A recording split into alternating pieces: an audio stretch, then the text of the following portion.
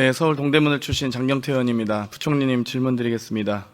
부총리님, 대통령은 헌법 위에 있습니까? 당연히 아래에 있죠? 네. 대통령, 법원, 국회도 헌법 아래에 있습니다. 유일하게 헌법 위에 있을 수 있는 사람은 국민 아니겠습니까? 주권자인? 네. 결국 헌법을 해석하는 궁극적인 최후의 보루는 국민입니다. 그렇기 때문에 국민들이 위임한 권한으로 저희가 이 자리에 서 있을 수 있다고 생각합니다. 그렇지 않습니까? 네, 일단 그렇게 부총리님은 그 자리에 어떻게 임명되셨습니까? 대통령이 지명하신 거죠? 네. 네, 그렇습니다. 그런데 지금 대통령이 있는 상황입니까? 지금 우리나라에? 국민 주권자로부터 위임받은 권한을 행사하는 대통령은 없습니다. 맞습니까? 네. 예, 그래서 오히려 이런 참 괴뢰적인 상황을 저희가 이제 종식해야 된다고 생각합니다. 지금 현재 정권은 민주적 대표성을 상실했고 또 정권의 정통성도 파기된 상태다. 그렇기 때문에 현상 유지만 해야 된다고 생각을 합니다. 지금 부총리께서는 당연히 지명 이후에 인사청문회를 거쳐서 국무위원회 자리에 가신 겁니다. 맞습니까? 네, 맞습니다. 하지만 총리처럼 국회 본회의 동의를 받는 건 아니지 않습니까? 네. 또한 부총리께서 대통령 권한대행이 된다 할지라도 차관이 국무위원을 대신합니까? 그렇지 않습니다. 아니. 왜냐하면 그냥 신분은 차관이고 이 역할이 장관 대행인 것이죠. 이 국회법이 정하는 절차, 인사청문회를 거치든지 총리 이상은 국회 본회의의 동의를 받도록 되어 있습니다. 그게 바로 헌정 질서라고 우리는 보통 배웁니다. 아마 우리 부총리께서 아마 제가 보기엔 4월 30일부로 다시 권한대행이 되실 것 같습니다. 그렇게 그 예측은 어려우시겠죠? 지금 어제 제가 귀국하셨으니까요. 네. 이 한덕수 국무총리의 헌법재판소 탄핵 기각 사유를 보면 이 헌재의 위헌적 상황은 다 인용하고 있습니다. 하지만 시기적인 부분에 대해서 지체 없이 임명해야 한다는 부분에 대해서만 강제의 효력을 발휘하지 않는다라고 합니다. 그런데 헌재 판결 이후에도 임명하지 않았던 최성모 부총리의 이 사실 사유는 저는 탄핵 인용 사유라고 생각합니다. 당시 한덕수 총리의 탄핵 심판과는 완벽하게 다르다고 말할 수 있겠습니다. 다시 한번 이 부분을 4월 30일 날 또다시 대통령 권한대행이 되실 것 같아서 이 자리를 빌어서 공개적으로 말씀드리고 싶고요. 방금 존경하는 조배수 의원님께서 검찰 특활비, 특경비에 대해서 내 돈 내수다라는 얘기를 하셨습니다. 현재도 수사비 1267억이 있습니다. 저는 법사위의 예결소위 위원장으로서 검찰의 특활비, 특경비 심사를 했습니다. 결산 심사 당시에도 내역을 달라라고 했고 국정감사 당시에도 달라고 했고 예산심의 당시에도 달라고 했지만 아무런 내역을 받지 못했습니다. 그런데 내 돈 내수다라는 근거 없는 허무맹랑한 특활비 없다고 해서 수사 못한다라는 허무맹랑한 말씀에 대해서 지적하지 않을 수 없고요. 수사비는 더 큰 1267억이나 편성되어 있다. 그리고 그 수사비 내역은 단 한 푼도 손대지 않았다는 것 말씀드리고 싶고요. 집행 내역은 받아본 적이 없습니다. 그렇기 때문에 이 부분 한 번 더 지적하고 싶습니다. 부총리님 6월 24일 날 갤럭시 핸드폰 Z 폴드 5 쓰시다가 12월 7일 날 내란 이후에 핸드폰 바꾸셨습니다. 안가 4인방, 김주현 민정수석, 박성재 법무부 장관, 이상민 행안부 장관, 이완규 법제처장 4명이 모여서 12월 4일 날 한가하게 연말 가기 전에 얼굴이나 보려고 했답니다. 안가에서 그런 부적절한 처신을 하는 것도 공직자로서 문제가 있는데요. 이상민 행안부 장관은 왜 안 바꿨나 했더니 비아폰 사용했다고 합니다. 그런데 12월 7일 날 S24 울트라에서 Z 폴드 6로 바꾸셨어요. 핸드폰이 고장나서 바꾸셨다고 하셨죠? 네, 사무실에 있습니다. 예. 그러면 그 내용에 사실상 내용에 이 주소록이나 혹은 자료 같은 거 삭제하신 거 없으신 거죠? 그건 없습니다. 초기화하시거나 삭제하신 거 없으셔야 됩니다. 증거인멸이 될 수 있기 때문에. 근데 사실 일반적으로 이 사양을 보통 바꿀 때는 좋은 성능의 핸드폰을 바꿉니다. 그런데 S24 울트라가 폴드 6보다 더 좋은 건 아시나요? 전 잘 모르겠습니다. 예, 해상도 면이나 배터리 수명이나 충전 속도나 카메라 성능 등이 모두 다 좋습니다. 근데 보통 핸드폰 살 때 좀 저는 개인적으로 그게 더 화면이 크기 때문에 선호합니다. 네, 알겠습니다. 그렇게 답변하실 것 같았습니다. 오영주 우리 중기부 장관님 질문 드리겠습니다. 네. 산자위에서 그 비공개 간담회 관련된 존경하는 우리 김동완 의원님 질의 받으셨었죠. 국무회의에서 4월 8일 국무회의 전에 사전 간담회에 참석하셨죠? 참석했습니다. 예. 네. 그때 몇 분 전 간담회에 참석하셨습니까? 굉장히 짧은 시간이었던 걸 기억. 그렇겠죠. 네. 그때 인사혁신처장과 이완규 법제처장 참석했습니까? 그 부분은 제가 솔직하게 기억이 잘 나지 않습니다. 네. 지금 이 4월 8일 날 헌법재판관 지명 관련된 사전 간담회 얘긴데요. 저희 법사위에서 많이 다뤘는데 7일 날 오전에 지명 통보받고 인사 관련 자료를 오후에 제출했다고 합니다. 그런데 24시간도 검증을 어디서 했는지 모르겠는데 24시간도 안 돼서 국무회의 사전 간담회 때 얘기하고 이 헌법재판관 지명을 발표하는데 이때 개최 통보 기간, 사전 간담회 통보 기간을 법제처까지 포함해서 합니다. 보통 인사할 때는 해당 당사자는 당연히 회피해야 되는 거 아닌가요? 장관님 어떻게 생각하십니까? 제가 답변 드릴 의견은 아닌 것 같습니다. 당연히 그러면 참석해서 본인과 인사와 관련된 얘기를 충분히 해도 된다라고 생각하시는 거죠? 저는 그냥 사전 간담회가 있다고 알고 갔고 사전 간담회가 계속해서 국무회의 중에 있었기 때문에 그렇게 저는 그럼 동의를 하셨습니까? 이완규 법제처장에 대한 헌법재판관 임명에 제가 대해서. 김동아 의원님 말씀에도 말씀드렸지만 질의에도 뭐 저희 국무위원들이 어떤 특별한 입장을 내는 그런 자리는 아니었다 이렇게 말씀드렸습니다. 법률 검토는 받은 것으로 알고 있다고 하셨죠? 답변을? 아니요, 그건 계속 그렇게 물으셔서 제가 뭐 그러지 않으셨겠느냐 이렇게 말씀드렸었습니다. 지금 법무감사 담당관실에 따르면 법무법인 등의 법적 검토 의뢰는 사실 없다고 합니다. 한덕수 총리께서 이완규 함상훈 헌법재판관 지명 관련돼서 법률 검토 안 받고 그냥 임의로 월요일 날 지명 통보하고 사전 간담회 하고 그리고 바로 발표한 겁니다. 24시간도 안 돼서 이렇게 졸속으로 헌법재판관 임명하는 경우가 어디 있습니까? 그런데 장관님께 제가 그걸 본인이 잘못했다 이렇게 얘기하고 싶진 않지만 여기에 대해서 국무위원으로서 여기 계신 분들도 다 책임감을 느끼셔야 된다는 차원에서 환기시켜 드리고 싶습니다. 국토부 장관님. 네. 나오셨죠? 네. 국토부 장관입니다. 예. 간첩을 영어로 하면 뭡니까? 스파이라고 하지 않습니까? 그렇죠. 근데 대한민국의 국가 안보와 관련된 사안을 미국에 떠넘기면 어떻게 됩니까? 그 사람 간첩입니까? 스파이입니까? 산업과 관련된 건 산업스파이법 적용받겠죠. 근데 형법상 간첩죄 적용은 안 받겠죠. 굳이 국토부 장관이 답변을 그렇겠습니다. 네. 그러면 지금 이번에 2월 28일에 구글이 1대 5천의 고정밀 지도 데이터 반출을 요청한 적 있습니까? 네. 반출해서 지금 관계부처 간에 심도 있게 검토를 구글이 신청 자격이 있나요? 일종의 민원인 입장에서 정보공개법상 대상자가 특정되지 않으면 내국인을 대상으로 하지 외국인은 대상이 아닙니다. 알지 않습니까? 법률검토 받으셨을 거 아니에요? 그건 아니고요. 저희가 알기로는 저희 이제 공간정보관리법이라고 있습니다. 이 공간정보관리법상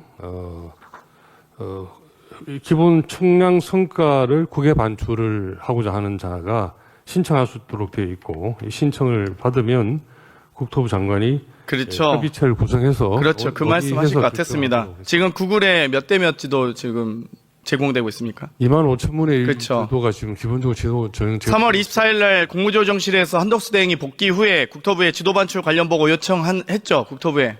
정확히 제가 3월 24일 날짜 특정해서 지금 질문 드리고 있는 겁니다. 한덕수 총리님 복귀와 관계없이 3월 24일은 맞습니까? 날짜는 제가 정확하게 모르겠습니다. 확인해서 예. 제출해 주시겠습니까? 제출 확인하십시오. 예, 확인 가능합니다, 이건. 예. 국회에서 지도 반출은 국가안보 등의 이유로 절대 하지 말고 지적하는 경우도 있었고 다음 정부에서 유보하라라는 징에 있었습니다. 그런데 4월 25일 날 국무조정실에서 국토부에 지도 반출 관련 NSC 차주에 다시 개최할 것을 지시한 적 있습니까? NSC 개최를 국토부에 지시하지는 않고요. 당연하죠. NSC 보고할 걸 지시했겠죠. NSC가 개최되니 국토부가 주무부처 입장에 와서 보고를 해달라는 이야기는 고정밀 지도 데이터 반출이 얼마나 중요한 사안인지 어떤 심의위원회를 거쳐야 되는지 잠깐 답변해 주시겠습니까? 고정밀 지도에는 일단 국가 주요 안보 시설과 또 주요 시설의 좌표, 소위 말하면 동경 몇 도, 북위 몇 도라는 좌표가 그래서 국외 반출 협의회 의견 받아야 되죠. 그렇습니다. 그 절차를 국토부 장관님 어떤 의견 내셨습니까? 그 절차를 성실하게 진행하고 국외 반출 협의회에서 구글 지도에 1대 5천 분의 1. 예, 논의 중에 있고요. 다들 그 그러니까 입장이 어떠시냐고요? 국익을 생각해서 신중하게 검토하려고 벨기에와 우크라이나에서 문제 되지 않았습니까? 지도 지금 어떤 지도 쓰세요 혹시? 어플에 지도 깔려 계시죠? 내비게이션 운전하시죠? 저는 네이버 지도를 주로 저도 네이버 지도 씁니다. 근데 네이버 지도에는 공항이나 이런 주요 군사 시설 다 이 뿌옇게 흐려져 있습니다. 근데 구글에서 위성 지도로 보셨어요? 상당히 자세하게 나옵니다. 구글 지도는 제가 잘 한번 안 써서 보십시오. 주무부처 장관이고 국토지리정보원 저도 가봤는데 거기서 아주 상세하게 예, 이 근데 국가 안보와 관련돼서 국토지리가 얼마나 중요한지 배우지 않습니까? 저희가 지금 정문에서 어떤 알겠습니다. 결론도 내지 않고 성실하게 법적 그럼- 절차에 따라서 검토를 예, 검토 잘 하시기 바랍니다. 지금 반출 불허 의견이 지금 11개 부처에서 지금 여러 의견이 있는데 산자부 빼고는 없는 것 같은데 아무튼 국토부는 의견 아직 좀 내시지 않겠어요?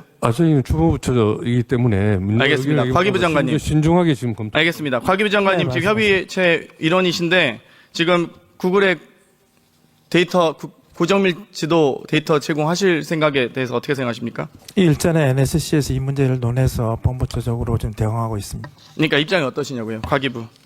저는 좀 유보하고 있습니다. 예. 외교부 장관님.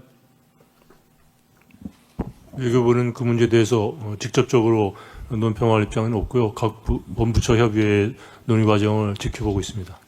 국외 반출 시 가져올 국가안보 우려 해소 전까지는 신중해야 된다라는 의견 내지 않으셨어요? 외교부가? 기본적으로 그렇습니다. 당연히 신중해야죠. 왜냐하면 어떻게 보안 자료를 지킬지, 보안 지침을 지켜줄지 구글이 모르지 않습니까? 저희가. 압수수색 하실 수 있으세요? 구글을? 대한민국 정부가? 네이버나 닿으면 되겠죠. 구글 못 하시잖아요. 그러니까 벨기에에서도 소송까지 간 거 아닙니까? 행자부 장관 대리인분께서 네, 기재실. 행자부 의견 어떠세요? 제가 거기에 대해서 아는 바가 없어서. 답변하신 대로 저도 알고 물어보는 거니까요. 행안부 입장을 그냥 얘기하시면 됩니다. NSC에서 얘기하신 내용이 있잖아요. 제가 이렇게 국가적인 사안인데 모르실 리는 없잖아요. 그러면 대리로 오시면 안 되죠. 예, 죄송합니다. 제가 거기에 대해서 들은 바가 없습니다. 아예 없으세요? 네. 알겠습니다. 산자부 장관님. 네. 어떤 입장이십니까? 고정밀 지도 데이터 외국 기업에 제출해야 됩니다. 저희는 산업계에서 지금 자율주행 자동차, 그다음에 자율운행, 운항 선박 같은 그런 산업계에서 이 위치 기반 서비스 관련해 가지고 좀 더 자율적으로 우리 제도가 만들어지기를 원하고 있습니다. 그래서 지금 말씀하신 그런 안보 문제가 있는 경우에는 그 안보 우려를 다룰 수 있는 기술적인 문제를 풀고 그다음에 지금 전 세계 80개국 언어로 지금 제공이 되고 있는 그 구글 맵에 우리나라도 그게 서비스가 될 수 있기를 지금 바라고 있습니다. 벨기에가 2018년에 벨기에 국방부가 구글의 주요 군사시설 위성 사진을 가림 처리해달라 요구했다가 안 돼가지고 소송까지 가지 않았습니까? 알고 계시죠? 네, 네, 미국 USTR에 거기 지적사항으로 나와서 지금 산자부가 지금 고민하는 거 아니겠습니까? 매년 그게 지금 지적이 되고 있는데 말씀드린 것처럼 지금 우리나라에도 자율주행 자동차들의 지금 성능이 계속 개선이 돼야 되고 지금 자율운항 선박부터 많은 모빌리티에서 자율운항 서비스 알겠습니다. 강화가 되면서 저희 산업계 요구가 많이 있습니다. 산자부 입장은 그럴 수 있다고 생각합니다만, 그래서 협의체가 필요한 거 아니겠습니까? 그래서 국무회의가 있는 거죠. 각 부처는 부처를 대표해서 대변하시는 거죠. 그 논리들은 저는 산자부는 그럴 수 있다. 55, 100보 양보해서 하더라도 다른 국무위원께서는 저는 그러시진 않으셨으면 좋겠습니다. 부총리님. 지금 한국마사회의 김혜선 전 의원이 회장에 임명될 거란 소문이 파다합니다. 공공기관 임명에 대해서 제가 다시 한번 말씀드리지만 최소한의 권한 행사만 하셔야 된다. 이분들도 다 문제가 될 겁니다.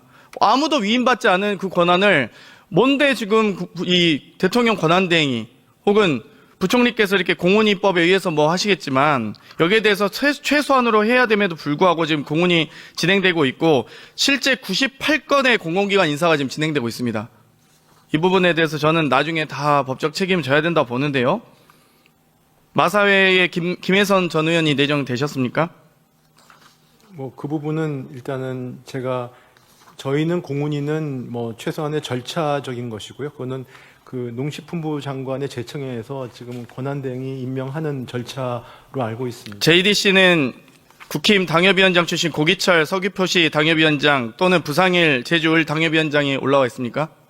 그 지금 말씀하신 건 아마 공훈위 대상은 아닌 것 같은데요. 지금 그 부분은 왜냐하면 그때 민주당에서 31명 발표한 것 중에 공훈위 대상은 4명. JDC 이사장 후보자. JDC는 여기 저는 알지 못합니다. 저희는. 광해광업공단은 지금 황영식 사장 내정됐죠.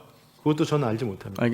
한국관광부사 지금 15개월 이상 공석돼서 정진석 라인이냐 김건희 라인이냐 온 천지가 다 아는 얘기인데 이 부분도 이용호 전 의원 내정되셨습니까?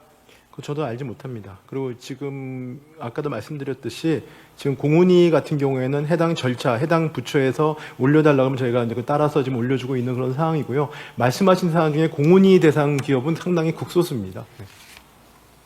공문이 대상이 심의와 의결이 대상이 제한적일지라도 어찌됐건 기재부 장관이 임명하거나 혹은 심의를 통해서 중부처 장관이 임명하는 자리들이 꽤나 지금 모집 공고가 올라와 있습니다. 이 부분은 제한적으로 이루어져야 된다고 생각하고요. 4월 30일 날 대행이 되시면 부디 헌정질서 회복을 위하는 마음으로 중지시켜 주셨으면 좋겠습니다. 공개적으로 부탁드리겠습니다. 네, 유념하겠습니다. 자, 그러면 지금부터 잠시만 주목해 주시기 바랍니다.